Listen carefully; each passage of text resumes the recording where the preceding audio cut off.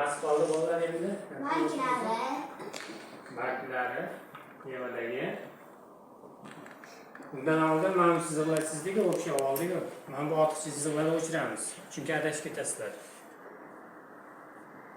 Hozir o'chiramiz. Bunday qilib, tomonni ham. Ana endi bargini chizamiz. Mevani. Bunday qilib. Ikkita bargi borgani, shakli ham har xil. Shakliga iloji boricha o'xshatinglar. Bunday bo'ladi. Mana ortiqcha chiziqlarni olib tashlaysizlar. Xo'p. Orqa tomonda nima bor ekan? Yana bargmi? Orqa tomonda keyin ozroq qilib ikkinchi qulpni yarmi ham bor ekan.